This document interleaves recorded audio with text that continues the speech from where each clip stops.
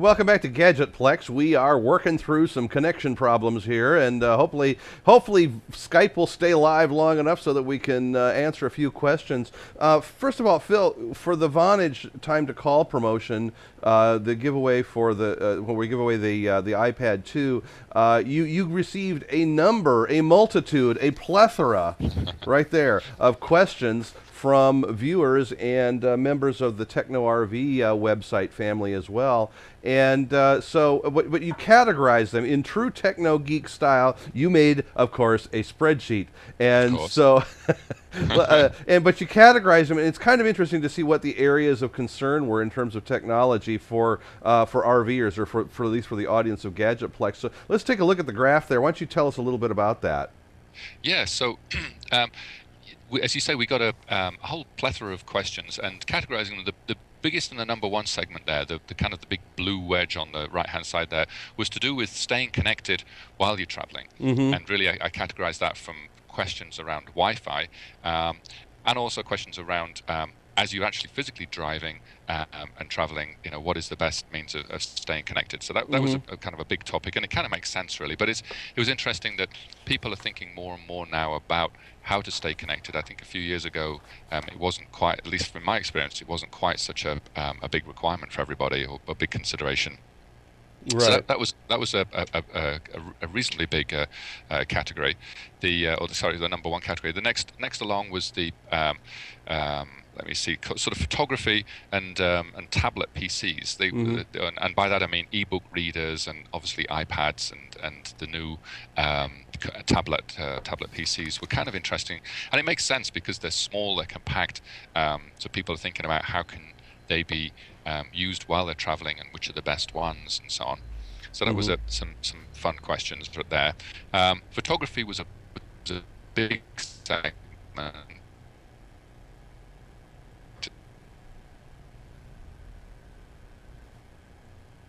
which are the new models coming out that make sense.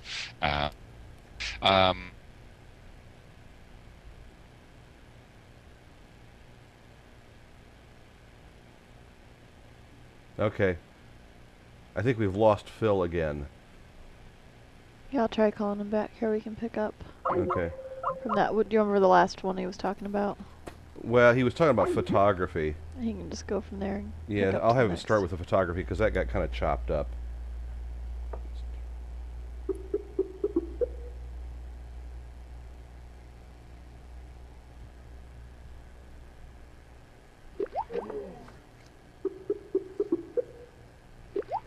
Ooh, it's dumping everything. It's dumping completely.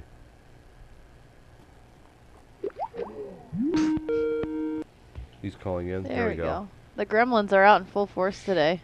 Oh, they are, aren't they? Yeah. Why don't you, Phil, go ahead and pick up from where you were talking about photography, because that was the second big category, and that got kind of chopped up as well. Right. So go ahead and say like the second big area it was. Hold on, I'm not getting video from you, Phil. Are you getting video from us? I am now, yeah. Oh, sorry, let me, how do I, there isn't a button to enable video. Oh, here we go. There you are.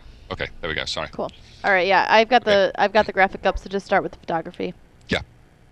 So, and then photography was a very popular area, which makes a lot of sense. People are more and more, as they're traveling, looking to be able to capture their memories as they travel, and so thinking about how can they best use their digital camera with all the new features that are available on them now, as well as which are the best new models that are out there, and get some feedback. So that was very popular, and then after that, kind of a mixed bag around computers.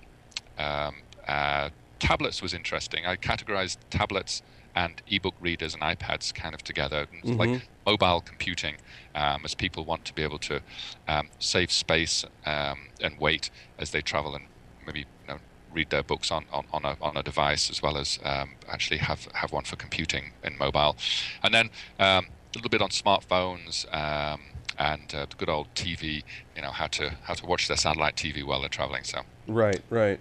So we've got a great kind of a breadth of things, but I guess let's kind of start with the biggest area here, which really, it starts, one of the categories that you have here is air cards, and essentially connectivity while traveling. And one of the questions here is how do you get Wi-Fi to work in an RV when there is no way to connect to cable or internet access?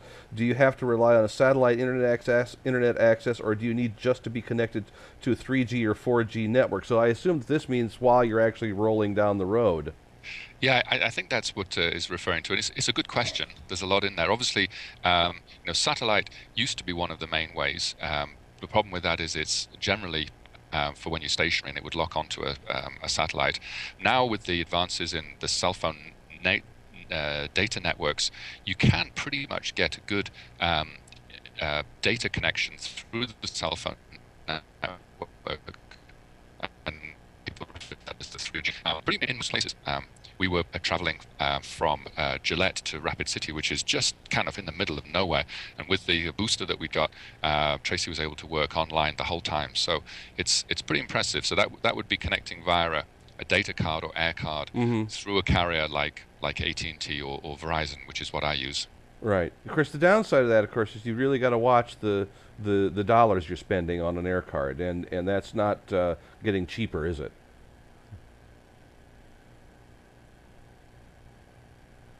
I'll ask a question again. Well, you have to watch the cost of using the air cards because of that's not getting cheaper. I don't know. We're chopping up then. Yep. You do have to watch your minutes. So things like. Okay, well, the first question here comes from Jimmy, and we no last names here, of course. How do you get Wi-Fi to work in an RV when there is no way to connect to a cable or internet access? Do you have to rely on satellite internet access, or do you need just to be connected to a 3G or 4G network? Kind of 3G, 4G. That's really the answer, isn't it? Yeah, he kind of answered his own question, but it is a good question because it talks to how things have evolved. Trying to stay connected in out-of-the-way places used to involve a satellite, which is expensive and really couldn't be used while you were traveling because it needs to point at the satellite. Nowadays, the cell phone networks have really come on in leaps and bounds for 3G, and now in certain places in cities 4G, which is a lot faster. And really, to stay connected while you're traveling, you just need one of these little cards. It's like a little MiFi card or mobile hotspot, and that will use the cell phone data network while you're traveling, and they work tremendously well. We have a booster in our RV because we go in out of the way places. And as an example, we traveled from Gillette in Wyoming to Rapid City, South Dakota.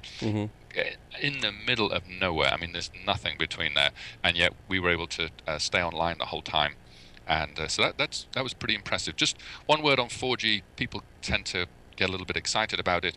That at the moment is only in very select areas around the big cities. So don't expect to be able to get that coverage when you're in the middle of nowhere. But the cards that are out there will drop back to 3G. So okay, so it's basically compatible with both. But you also have to be very careful, of course. Make sure that your data plan is the most economical for you, or you can end up with a very nasty bill at some point, can't you?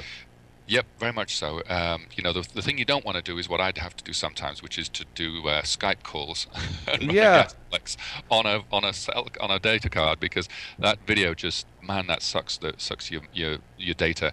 I mean, I think I have about 3 gigabytes, and I can use that in one show. So that's right. Yeah. Normal email and surfing the web. Generally, you're pretty okay. Right. Okay. So basically, don't watch a movie on 3G or 4G. That's really you're really playing with fire at that point. Another question that came through. This also has to do with connectivity, and I'm not going to give you the whole question here, but I'm planning to move to an MBR 1200 cradle point router with USB cellular modem, blah blah blah blah. To boost cellular reception, I'm considering the Wilson SOHO kit. However, I would like to see some comparison.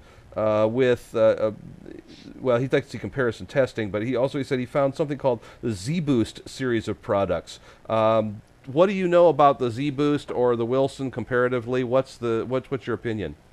So, as you know, we've got we resell the Wilson range. We're one of their partners.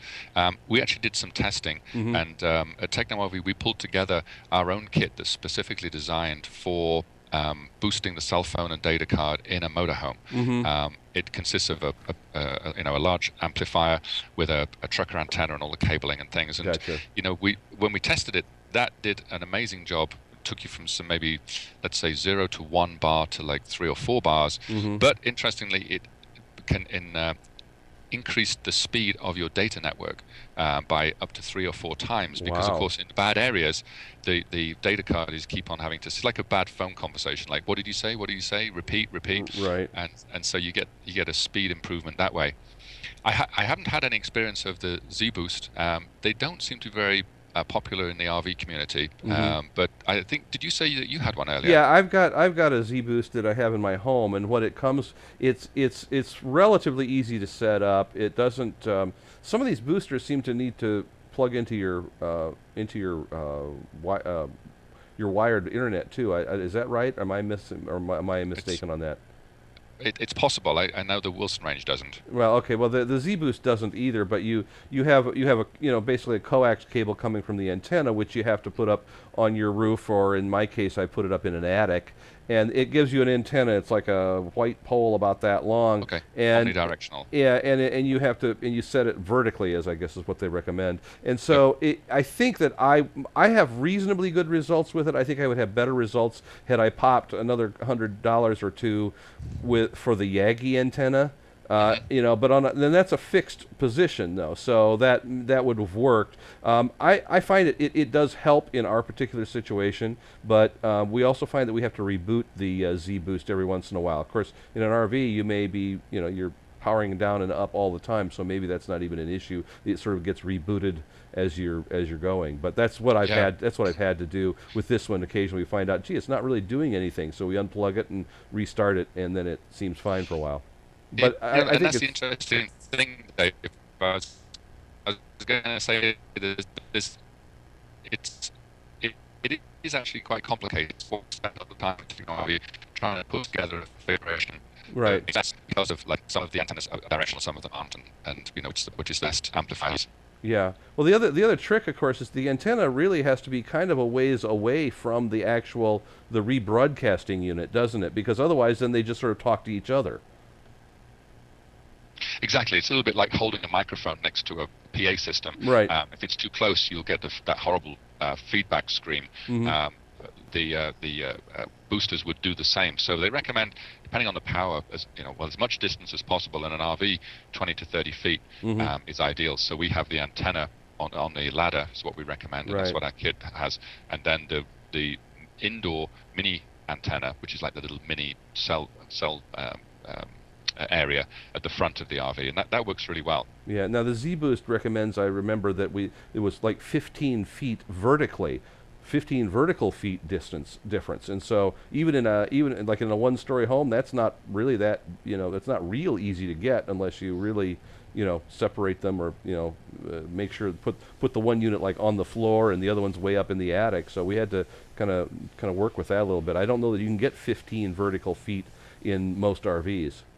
No, and that's why the amplifier that we use has a variable gain control. So what you can do is, once you've got it installed, you then can back the gain down until you actually get the green lights on the unit, which says that there's no feedback or oscillation. All right. Well, that's good. That's a good point as well. So I would say the Z Boost is probably more for a home operation, where you can really control more of the variables, because it doesn't have that variable gain control on. At least the one I bought does not, and I'm not sure. They may have other models that do. So anyway, well, we're going to be right back with more of your questions and more of Phil May trying to stay connected from America's mailbox when we come back on Gadgetplex. So stay with us. Got a question or comment for Gadgetplex's Phil May? Send him an email at gadgetplex@rvnn.tv, or leave a voicemail for Phil at 877-578-RVNN, extension 703. Follow RV Newsnet on Facebook and Twitter, and you can receive text messages to alert you when we're streaming live by texting RVNN to 72727. That way, you can join us live in the chat room, ask questions, and become part of the RV Newsnet family.